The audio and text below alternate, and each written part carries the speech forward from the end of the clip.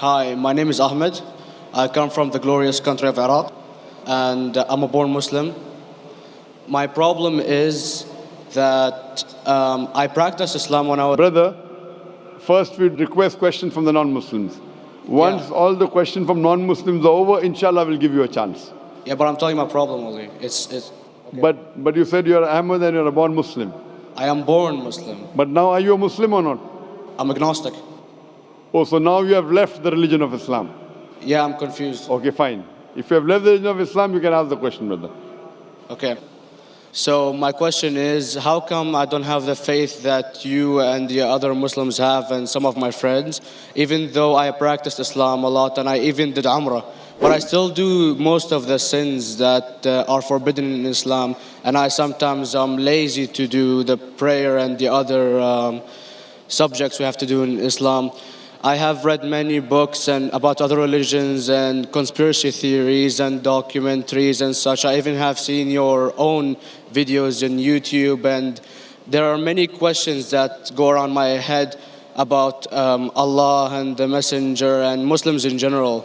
And basically the most important question is, you said in one of your debates or questions that Allah is the creator and He's uncreated. But I have realized, how can the uncreated exist? And if He exists, how can we notice Him? How can we see Him or hear Him or feel Him or know of His existence if He's uncreated in our own dimension or so? That's one of the questions. Brother Ahmed said that he is a born Muslim. He comes from Iraq. He read the Quran, he read the books, but he commits many sins. He believes maybe sometimes he's agnostic and he's lazy for praying. Brother, before I answer your main question, if you do sins and if you're lazy for praying, that does not make you a non-Muslim. As long as you believe that praying is fard, sometimes you miss, it's a sin. It's a major sin that you sometimes don't pray, but that doesn't make you a non-Muslim. If you say praying is not required, then you're doing kufr. But if sometimes you do sin, sometimes minor sin, sometimes major sin, it is haram, it's forbidden, but that does not throw you outside the fold of Islam. There are sometimes waswasa of the shaitan asking you, you're a Muslim, but this is wrong in Islam, this is wrong. And it does deviate the person's mind. At that time, maybe your iman may be low. But these things should not make you consider that you're non-Muslim. Regarding a question that I mentioned in my speech, and you're right, that Almighty God is the creator, but He Himself is uncreated. You ask the question, how can the uncreated, how can we see the uncreated? And how it's possible? Allah subhanahu wa ta'ala is Khaliq, is the creator. And by definition, He's uncreated. Because normally people say that when they try and prove in logic that everything has a creator, who created this table, the carpenter, from where he got, from the tree, who created the tree, so it goes back to Allah. So when many of the people try to convince an atheist, they try and say that everything has a creator, and then they get trapped when the atheist asked him who created Allah. So if you hear my tapes, I never go that way. I ask the atheist that how did you come to know about the universe? How did you come to know about the functioning of the stars, of the sun? And he says, and goes back, that the creator. So it's the vice versa. So if you know how to deal with logic, you don't trip over this problem with the atheist trap, the Muslims or the believers, by saying who created Allah. By definition, Allah is uncreated. And if you ask the question, who created Allah? If you have heard my tapes, I give the reply, that suppose a person comes and says that my brother John. Yeah, I know, I saw that, I heard that's funny, but I mean, how does he exist if he's uncreated? Not that is Allah. Yeah. That's the difference between you and Allah. How does he exist? Means he was existing. He doesn't have a beginning. You and I have a beginning, that's human being. So that's the difference between us and Allah. You can't say that Allah has to be like us. If Allah is like you and me, why should we worship Him? I see, but have you heard of the phenomenon, the Big Brother? used by various orders and political agendas to control the people and such by implementing it into multiple gods, and then later on it became a monotheistic religions all over the world to make it easier for Big the Brother, people to... sorry, I've never heard of the religion Big Brother. It's not a religion. It's like a theory, an idea, basically. For What does it say? Yes? What does this idea say? What does it say? Is that when you have a big brother, it's easier for you to live life. When you have someone watching you the whole time, understanding you the whole time, protecting you the whole time, being with you the whole time, and you can talk to him, although he never talks to you back, maybe in your dreams, do it to your mind and such, it's easier for you to live. While a human who does not have a big brother and is not easily controlled into doing so and is having complete freedom is a danger for the major ruling powers and such. What does this say? I don't understand. Big Brother may be there, Big Brother may not be there. What does it have to do with Islam and God? What does it have to do? Because basically Allah is watching you the whole time. So you want to say that Allah is like a big brother? Indeed, you use him for your protection so you won't be scared. You know what I mean? See, this is the hypothesis. Hypothesis. If you have heard, how do I convince an atheist?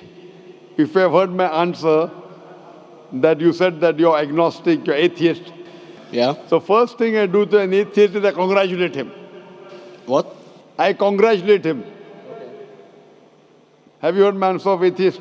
Yeah, you congratulate them and stuff. But I haven't seen your debates with the atheist. I just saw your answers on some questions. Fine, so you haven't seen the answer of atheist? No, but I've seen your debate with David William Campbell. And that David William Campbell is not an atheist. Yeah. Now when an atheist tells me he does not believe in God like your theory of Big Brother, yeah. And if you believe in that theory, I will ask you, first thing I do to the atheist, I congratulate him. You know why?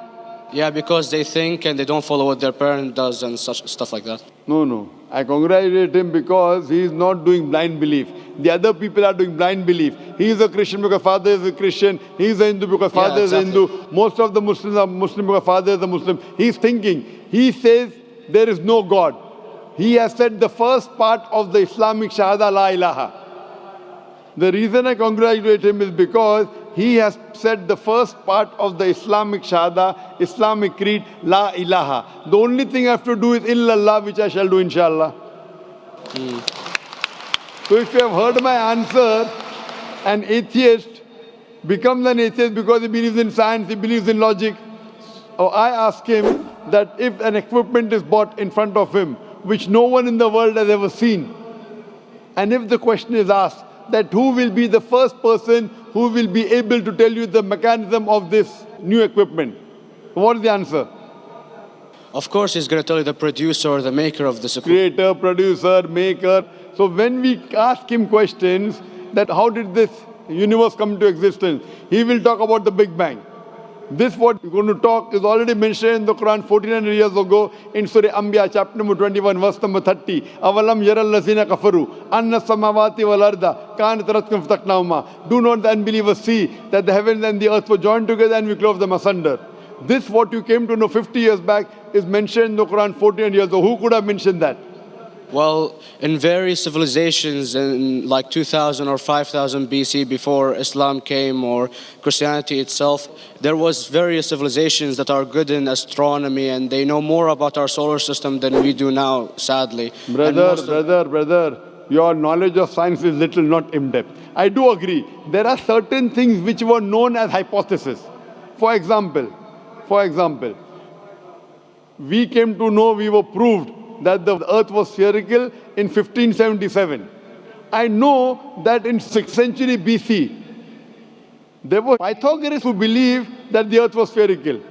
But the same Pythagoreans who believed the earth was spherical also believed that the earth was the center of the universe, which is wrong. You show me one civilization which believes 100% what the Quran has mentioned. I challenge you. What you say, so do you mean to say there was a person who said, okay, this civilization, out of 100 things, these 2 things are right. Out of 100 things, these 5 things are right. Out of this 100, and picked and chose. Who can do that? No one besides the Creator. Even if you know that there were 10 different civilizations, hundreds of civilizations, there is not a single civilization that you know in the past which knew 100% of science what we know today. So where is your logic? Where is your theory? I do know that certain things were hypotheses, which were proved later on. But there is not a single civilization which knows everything what is mentioned in the Quran. So the answer goes back to the original question, who could have collected this in the Quran? Someone 1400 years back, could he do and say, okay, out of these 100 things, these 3 are right, out of these 100 things, these 2 are right, out of this, it's not possible. Mathematically, it's not possible. Well, you never gave the idea of extraterrestrials or so. I mean, knowledge is power. And Brother, I'm asking you a simple question. We are not come here to have a debate. yeah. I'm asking you a question. Point out a single civilization. You're asking something else. Yeah, We are alright. not here to discuss. You can come in the room and discuss. You ask a question, I'm giving you the answer. You gave about old civilization. I told you you're right. But out of 100 things, 98 they were wrong. So I'm asking you, who could have mentioned this in the Quran? You're talking something else now. Yeah, well, I'm asking a simple question, 2 plus 2 equal how much? You're saying, I'm telling you 3 multiplied by 3 is how much? I'm asking a name, you're telling that where do you live? I'm asking a simple question, name me a single civilization which has everything what was mentioned in the Quran. Do you know of any or not? Yes or no? Well, not everything, of course. Even not 10%. Why? Babylon knows of most of the planets and such. Planet is not the only thing mentioned in the Quran. There are 1,000 things mentioned in the Quran. To say what 1,000 things are mentioned in the Quran, 10% would be equal to 100 things. Did Babylonian civilization knew about 100 things mentioned in the Quran? No, because they You don't have the cannot. They knew 5 or 6 things. In percentage wise, very small. So of course. Who can be the author of the Quran besides the creator to know what is right, what is wrong? Today science has established the hypothesis mentioned by Babylonian so many centuries back is today proven. So these were hypotheses in the past, which out of them many have been rejected, some have been accepted. So to collect all which is 100% correct has to be from the creator and no one else. Hope that answers the question.